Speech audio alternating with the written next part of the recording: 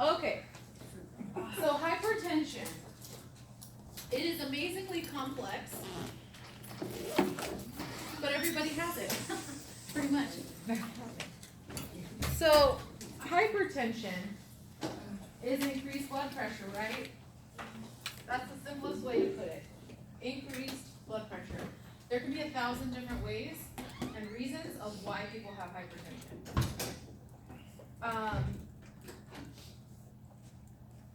We have, so it says like on there, why do we care, right? Biggest thing of why we care is that it can kill you. So I would care, right, if I knew that.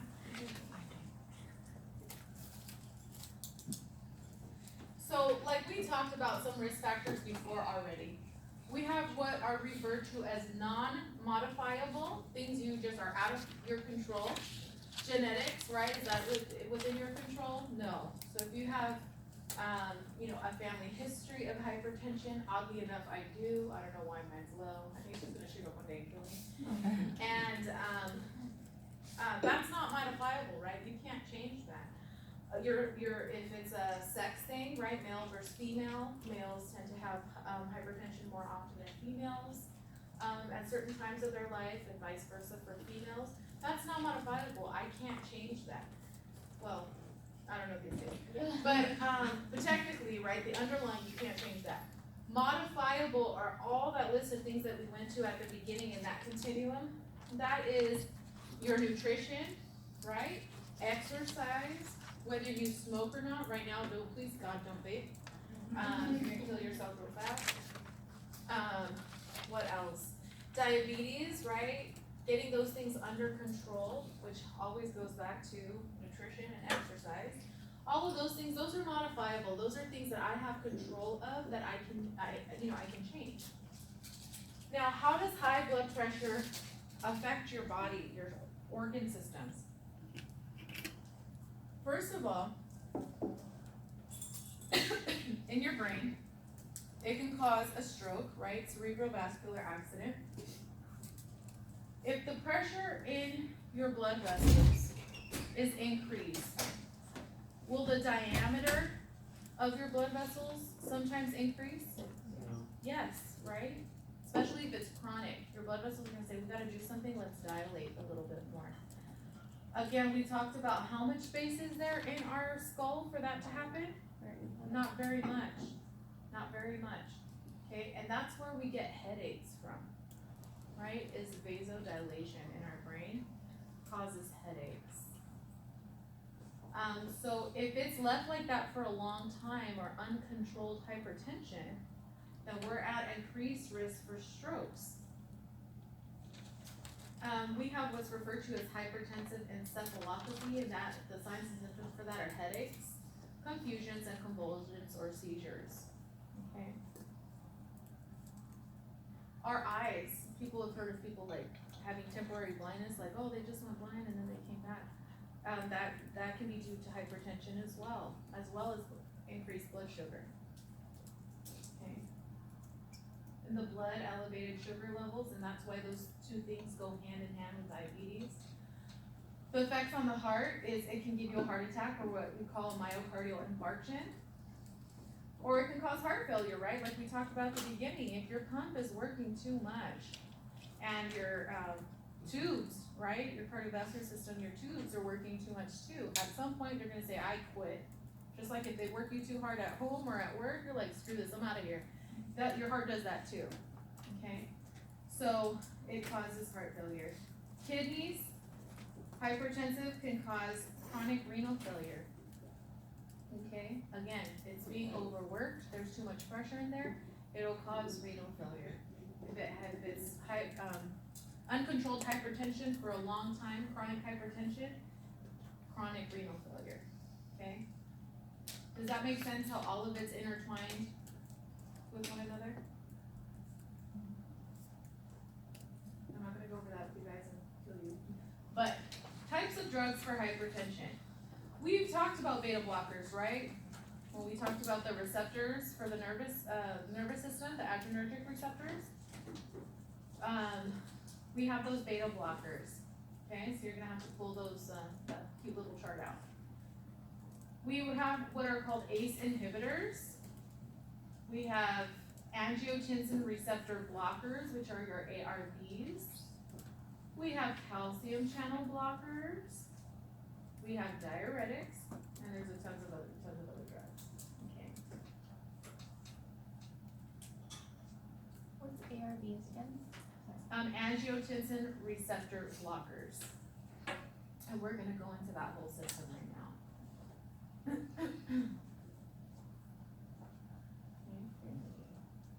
So for the drugs, okay, we have diuretics that we covered, right, the three main ones, loop, thiazide, and potassium sparing.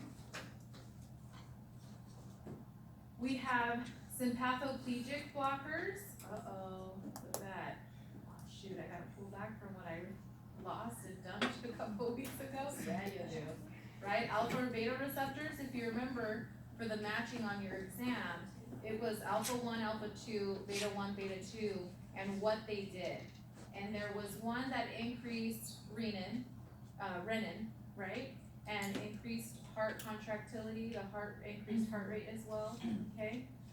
So you're gonna have to go back and remember those, and we'll discuss why we would block them over here in a second. Then we have medications called vasodilators, because what's happening in hypertension to our blood vessels? They're getting pushed. Hypertension. They're constricted. Yeah, they're constricted, right? So when we think back to the nervous system, when we talk about the sympathomimetics, right? The fight or flight, what happens? Vasoconstriction, and what happens to our blood pressure? Shoots up. Think of your hose at home. You give it a pinch, does the pressure that is released out from the water, is it increased or decreased? Increased, right? You always know when someone's stepping on that damn thing, right? Because as soon as they let go, poof, it just comes flying out, okay? So it increases the pressure when we vasoconstrict. We make it smaller, increases pressure, okay? So does it make sense why we would give them vasodilators? Say, hey, relax, right? Now, with vasodilators, there's different kinds, okay? And we'll talk about calcium blockers in a sec. Then we have angiotensin antagonists. So we have our ACE inhibitors and our angiotensin receptor blockers, our ARBs. And then we have renin inhibitors. Everyone's lost, I know. Okay, let's go back to diuretics real quick, and then we're gonna go into the RAS system. So this is our first line, or our drug of choice for hypertension. You just say, hey, you have a little bit of water, let's give you something to get rid of a little bit of water, okay? Most common is thiazide. If you are really bad with your CHF, then we'll give you the Lasix, okay? The reason is, this only affects 5% of your tubules, where your Lasix affects 25% of it. So if I exhaust 25% of your tubules, am I gonna throw you into chronic renal failure real quick? You better believe it. Plus, if you remember, the thiazides are very selective, right? What does it do? Only affects the sodium / water, right? Because when you affect sodium, you always affect the water, okay? Whereas the loop is the potassium, magnesium, the phosphorus, the water, the sodium, it's everything, okay? So we wanna be as selective as possible and start with the minimally invasive first. So remove sodium and therefore water from the kidneys. So it decreases your blood volume. If it decreases your blood volume, or how much water you have in your hose, is the pressure gonna be increased or decreased? Decreased, right? That's why when you first turn it on, it's like barely, and you're like, damn it, no, I gotta feed the tree. You keep blowing it, right? Increasing the volume, increasing the pressure. So this decreases what we refer to as cardiac output. Don't focus on that right now, just it decreases your blood pressure, okay? Okay, so we are going to go briefly. Can you turn on the that first thing for me so we can go over this real quick? If you understand this, the medications will make sense, okay? Where on this they function, okay? This is referred to, if you took anatomy and physio, you know you had to go over this. it's your RAAS, R-A-A-S system, or your renin-angiotensin-aldosterone system. That's what RAAS stands for.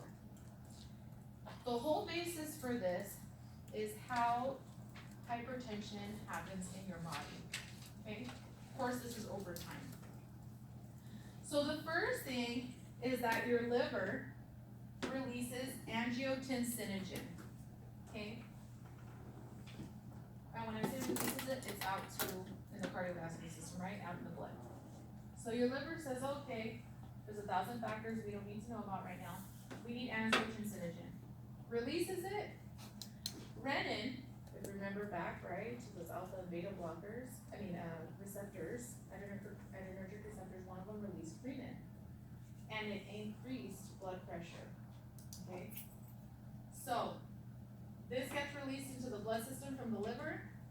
Angiotensinogen is in the blood. Your kidney releases renin, right? Renal renin, that's where it comes from. Easy way to remember. Those two come together, interact, and form angiotensin 1.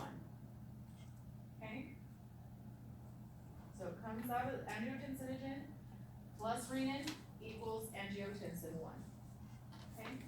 From there, that goes into the bloodstream, and it circulates through the lungs.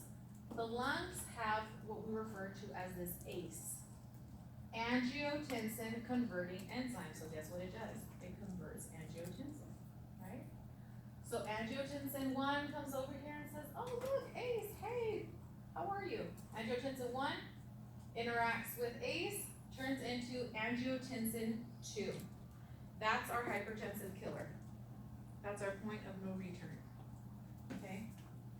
Once you start doing this, you have hypertension forever. So, hypertension is technically not reversible, it's just controllable, right? Again, what's the first thing we say you can control it by? Diet and exercise. But there's some people that can't do it with that no matter what, because this is just constantly happening. So angiotensin 2 creates all of these responses.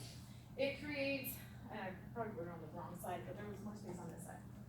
It creates an increase in our sympathetic nervous system response. So is that increasing our blood pressure?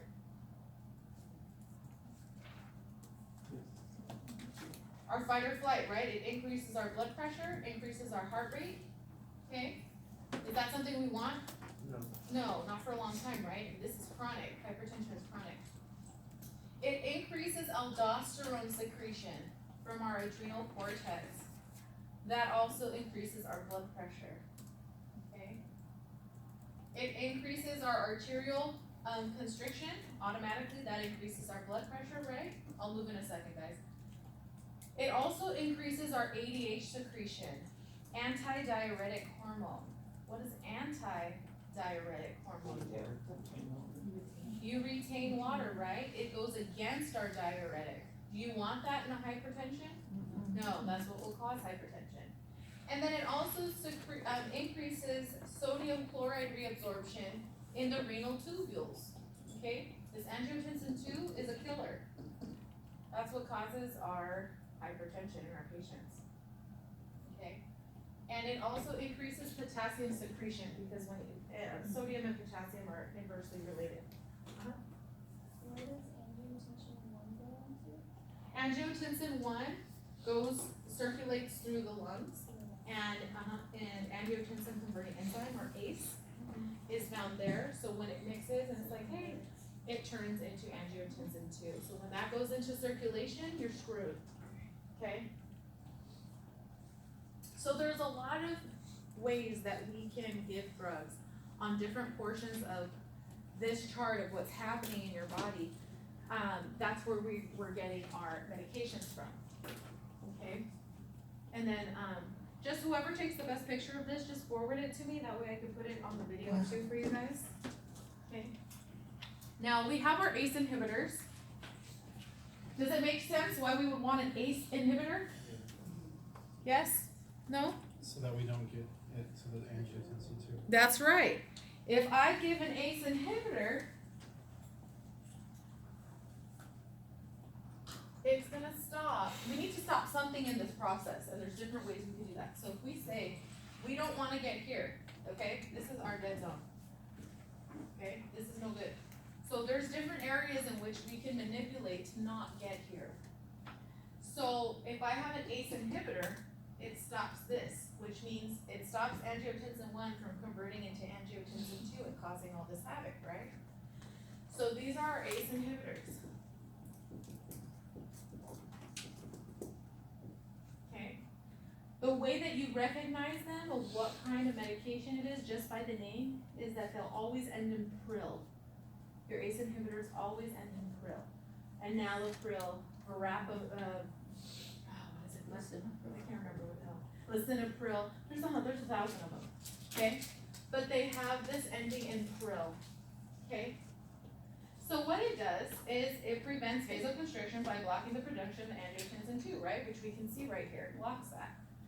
So it ends up resulting in the opposite, vasodilation and excretion of sodium water, because it's letting it do that normally. Does that make sense? Therefore decreasing volume.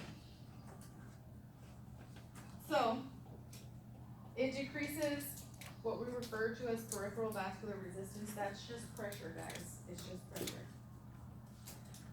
But it doesn't mess with our other things, cardiac output and contractility, which is good.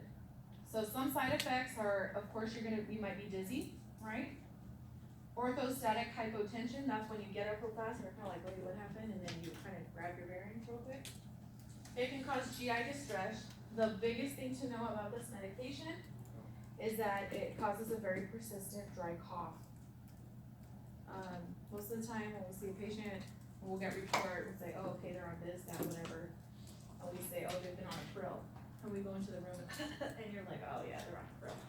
Because that's the biggest thing to know about this, the side effect. My grandma actually took it and she ended up having to change it because the cough was so bad. And most of them do. And why would they have a cough? Or is it working? Does that make sense? Okay? So if you get this, you'll get the drugs. Okay? Promise. So, headache, of course, because, again, why headache? Vasodilates, is there enough? Pressure. Increases the pressure, right? Increases the space in your skull. So that's not always good. Does it just say, oh, I'm just gonna do that in your leg? No, it's everywhere, right? So you educate this patient to avoid potassium substitutes, to take it 1 hour before meals, that their compliance, that they really need to pay attention to taking it on time every day, as well as the side effects, okay? So biggest thing to know, where this falls on there, that it would always end in prils, and then it works in the lungs, so it makes sense that they would have this cough, dry cough. Okay, that's the biggest side effect that people end up changing the medication for. They can't deal with it.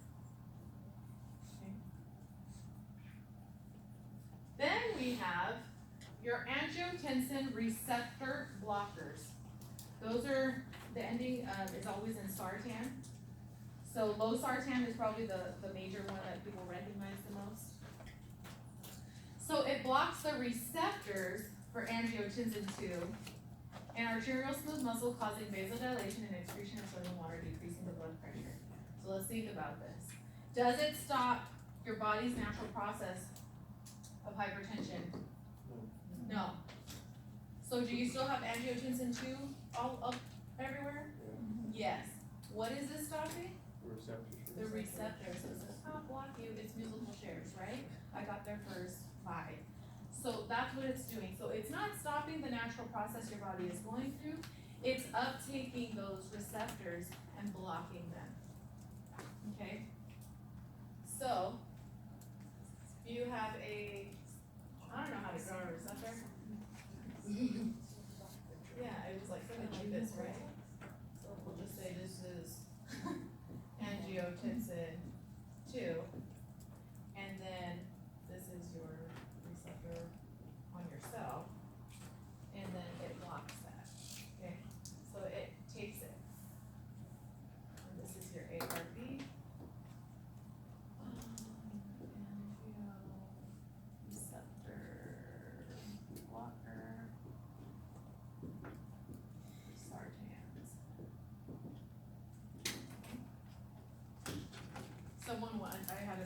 student that said, she remembered Satan, and she remembered these because of the sartans, but she was like, yeah, Satan's still walking around, but you block it. I was like, okay, that's a way to remember. Oh,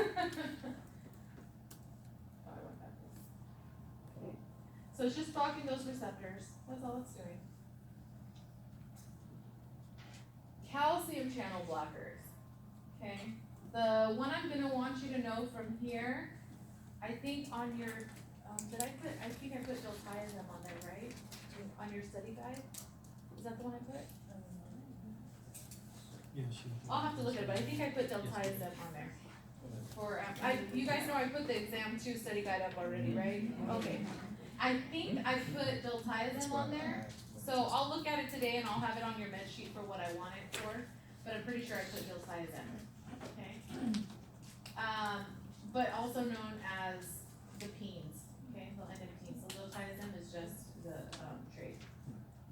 So what this does is it lowers your heart rate and the workload on the heart by relaxing the smooth muscle or causing vasodilation. Anytime you see vasodilation, that's a decrease in BP. Okay.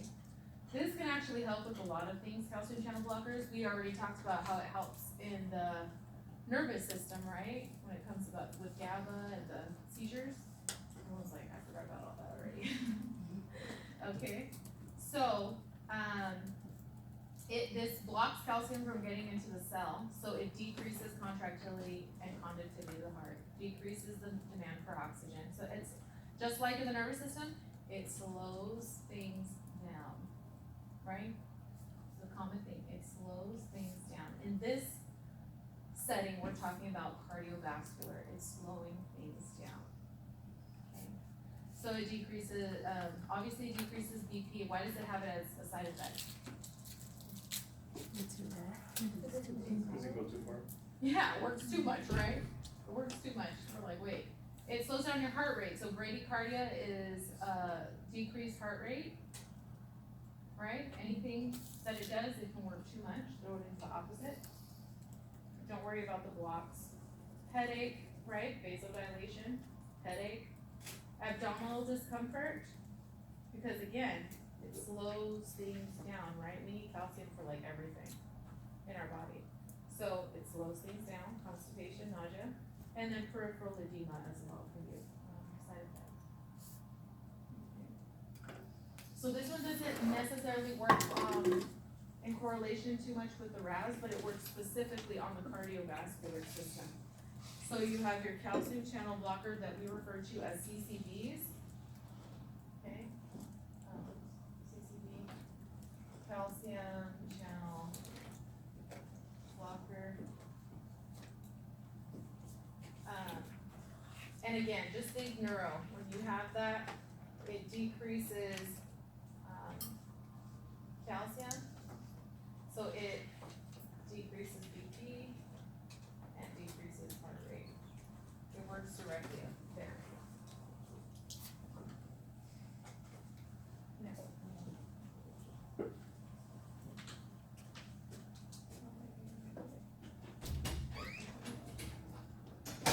Oh, and it ends in lines.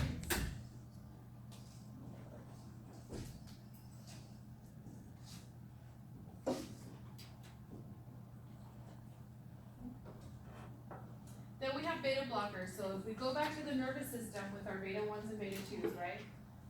So this is a second line drug. It's not the very first one, but it is a very common drug that we use. We refer to it as labetalol or metoprolol. As you can see, the olol, right, is how you know it's a beta blocker. So this one blocks beta 1, and that's the one that releases renin, okay, right here. So it decreases the heart rate, contractility, and blood pressure. You can use it for 1,000 things. Yes, you can use it for migraines. But side effect, because it decreases the heart rate, it can decrease it too much, right? So bradycardia. We're giving it for blood pressure, it can decrease it too much. Blood pressure. Bronchoconstriction, because if we go back to that and we see we have beta 1s and beta 2s, right? Fatigue and impotence, everyone's favorite. Okay?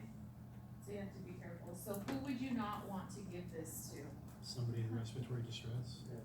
Somebody in respiratory distress, what else?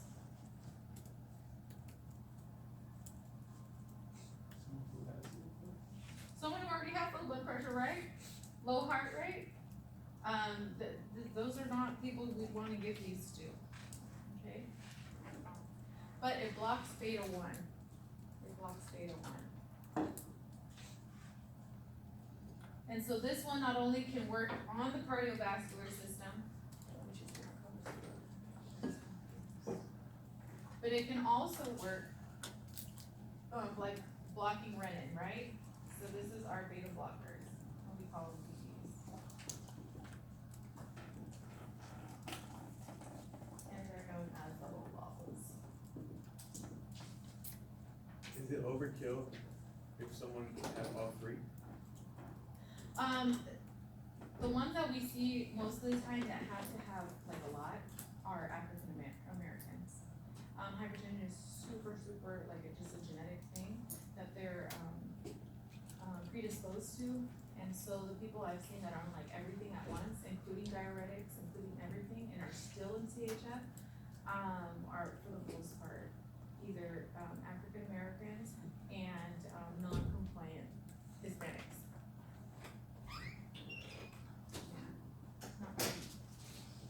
Okay, so this gives you just a real quick overview. If you could, turn off that, I think it's the first one, sorry.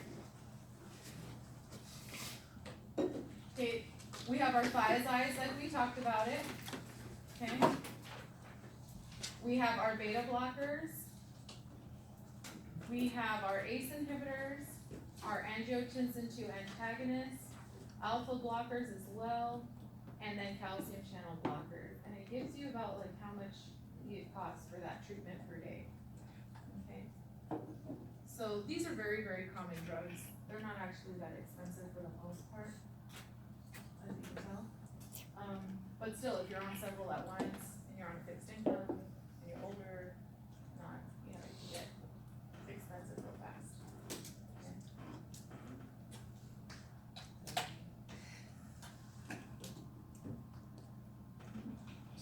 Okay. So what are early warning signs for a heart attack? Chest pain, angina, neck and jaw pain, back pain, tachycardia, radiating pain, right, especially into the left arm. What about females? You guys named them all for males. It could be how they feel right now. Basically. Okay.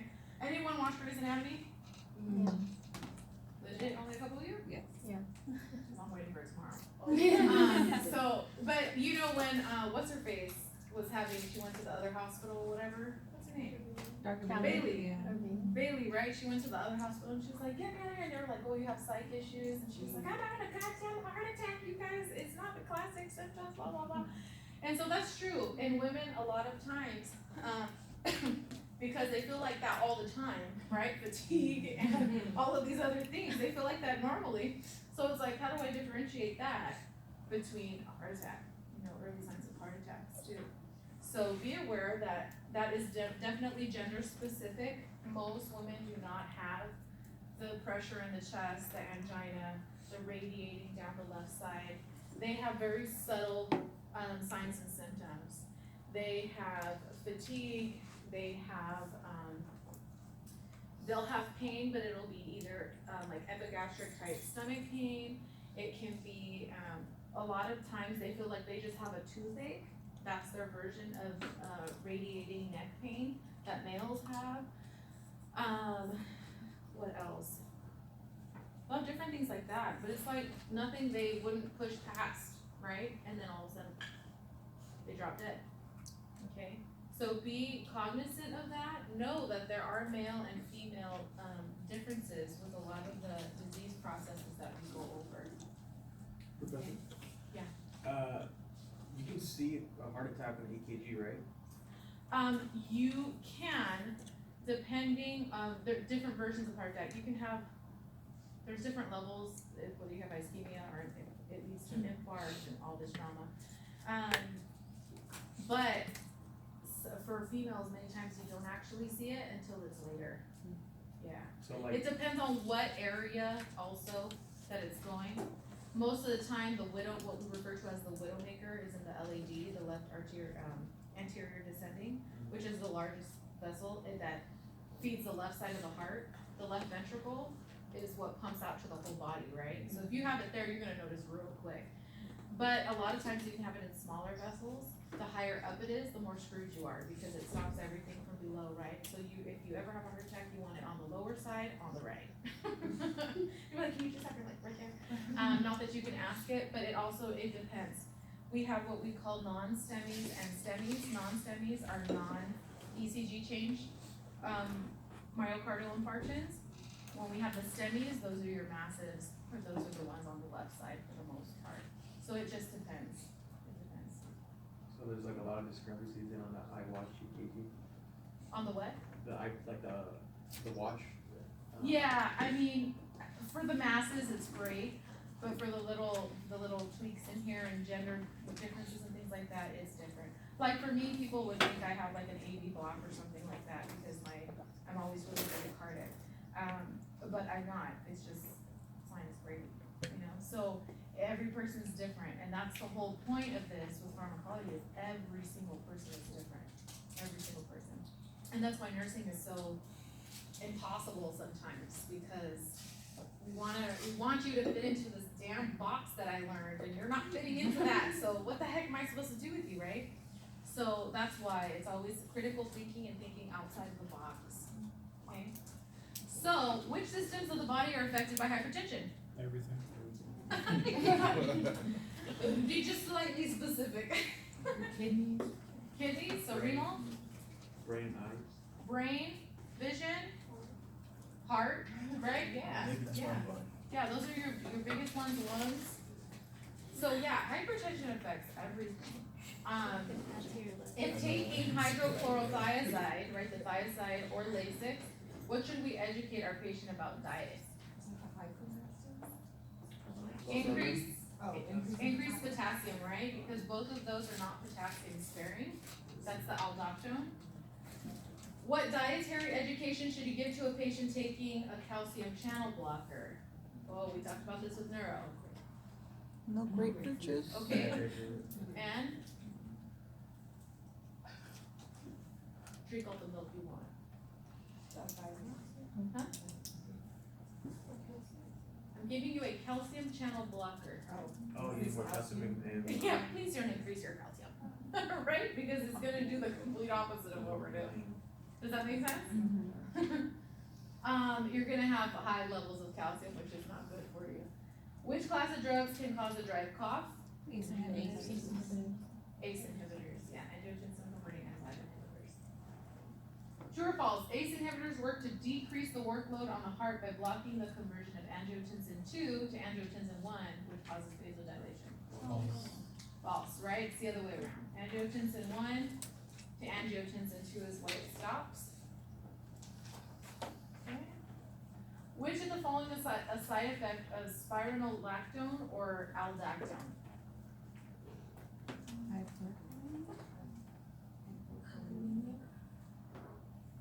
We got some for hypo. Hyper. Hyper is the winner, right? This is your potassium sparing, so it does not release potassium. You still keep a normal level. So if they increase their intake, then we'll throw them into hyperkalemia. Which family of drugs do these belong to? Okay, let's look at.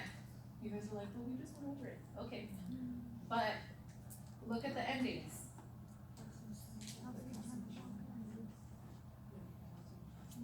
Yes, these are calcium channel blockers. Okay, the pines, and then like I said, the diazepam, pine again. Those are your calcium channel blockers.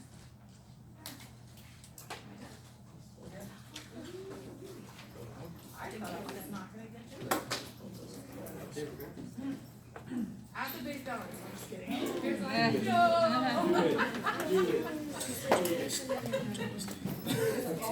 Just kidding. So, Fall asleep. for your study guide, oh wait, for your study guide. Let me see if it's gonna let me.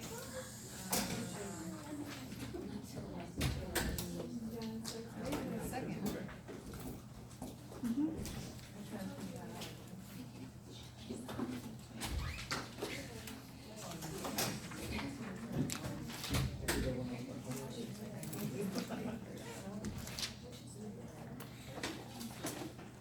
Okay, so for your study guide,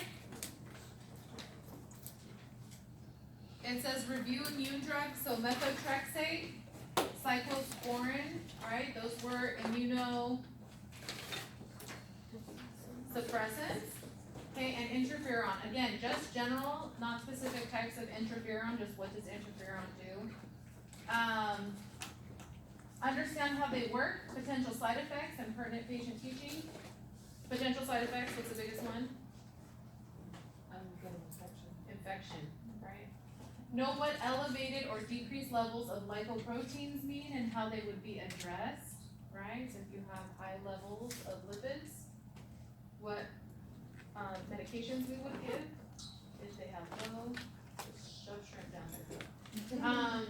No administration instructions and side effects of drugs like atorvastatin and its intended action for lipoproteins. Know the types of diuretics, right? There's 3. Know their actions and what to watch for, side effects and monitoring. Biggest thing you're gonna wanna know is potassium. Okay, for those. Know the basics of hypo, hyper, and isotonic fluids and when they would be used. As far as the fluids, iso, hypo, hyper, just focus on the 0.9, 0.45, and 3%, okay? Which one's hyper or hypo, that might be a matching thing. So do we not care about the list? For the 3 major groups of the diarrhea, Oh yeah, all 3. You need to know the all 3 types, their actions, and what to watch for. Side effects and monitoring, that's why I just said you need to know the potassium for all those. Yeah, potassium sparing thiazides and, but not the miscellaneous one? No. Okay, No, those sorry, it's over. specifically. Okay. Yeah, Okay. those were, I didn't want you to worry about. Know the mechanism of action for those with hypertension like we just did, and how you can identify the class, right? Are they sartans, are they penes, olols, right, the endings to them? So ACE inhibitors, biggest side effect is what? Cough. Dry cough. Angiotensin receptor blockers, are we stopping the production of angiotensin 2? No, we're just blocking it, right? Beta blockers, where they work, right, and what they do. Diuretics, again, how those work in hypertension, and calcium channel blockers. Understand how insulin can be effective in relation to elevated potassium. I think we go through that next week. Nitro, yeah, okay.